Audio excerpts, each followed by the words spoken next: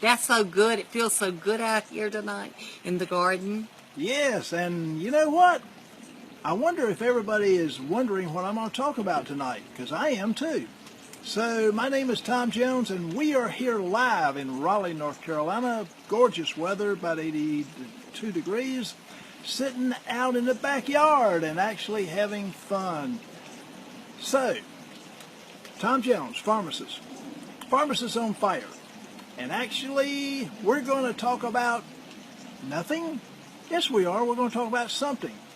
Let's just talk about something. Let's just see what pops in my brain tonight. Hey, if you're a lady, how many calories you think you should be eating a day? And hey, if I'm a guy, how many calories should I be eating during the day? I got the answer for you. And the answer is about, for ladies, 2,000 calories. So if you're in the 2,000 calorie range, hey, you're doing pretty good. And if I'm in the 2,550 calorie range, I'm doing pretty good. And then we're going to be all right. But if we're over that, and if we tend to overeat all the time, then we're not going to be all right. Some other things so you really need to know how many calories you consume during the day. You also need to know what your blood pressure runs.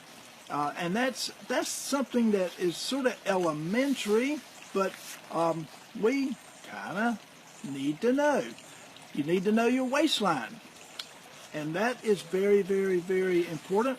You need to know, therefore, your blood pressure, your waistline, your LDL and HDL levels. You need to know your triglycerides. So these are things that you need to know when you walk into that doctor's office, and you need to be able to plan these out and come up with some good ideas on how your health is doing. You need to know pretty well your pulse rate. So early in the morning, take your pulse rate first thing in the morning. Just see how it does, and if you're doing the exercise, take your pulse rate after you exercise. So that's one thing that we're going to talk about tonight, and I guess we can figure out some other things to talk about. What are some not so good things for the body? Well, we've got some dyes that actually you need to be on the lookout to avoid. Blue dye number 1, blue dye number 2, red dye number 3, and number 40. And these are all problematic dyes that we tend to have put on our foods. Yellow dye number 6 and yellow tartrazine. So these are things that we need to actually be thinking about. And how about those artificial sweeteners? We have more sweeteners on the market that are not so good for you, but one that is good for you that you can pretty well consume a pretty good amount is stevia. Steviazide is an excellent sweetener that really won't cause all the problems that you can actually have for the body. Another item that you want to really stay away from, and that is going to be high fructose corn syrup. And guess what, ladies and gentlemen, or boys and girls, or folks? It's in everything. Yes, high fructose corn syrup is to be avoided, and it will put extra weight on your body. And it's in everything, so be very, very sure to actually get rid of any item that has the high fructose corn syrup. And I think that trans fats are actually going to be banned, or if they're already banned, so that's not a real problem.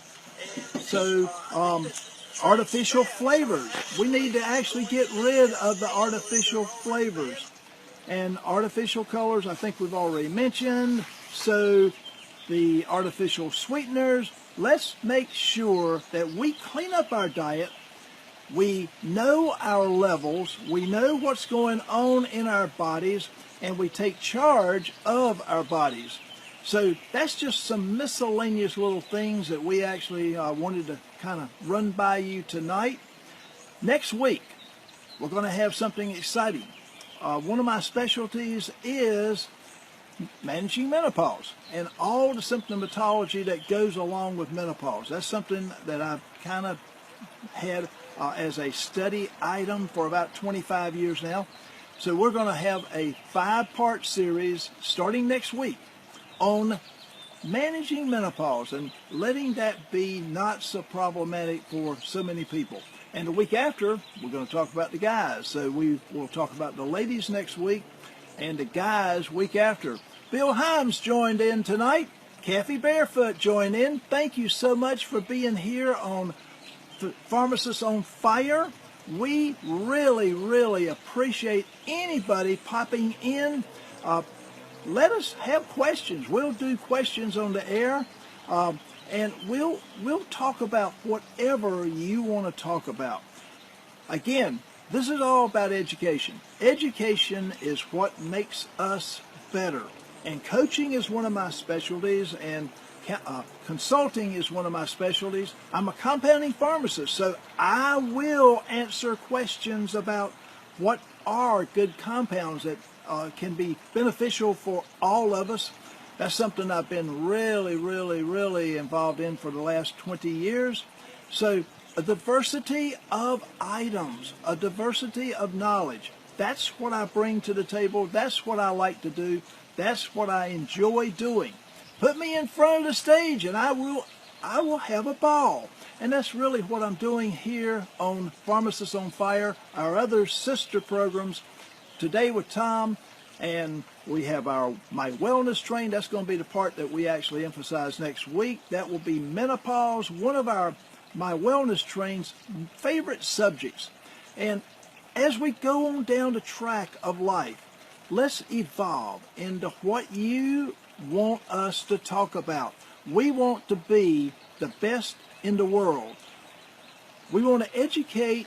We want to coach. We want to develop great systems that help you go forth in life.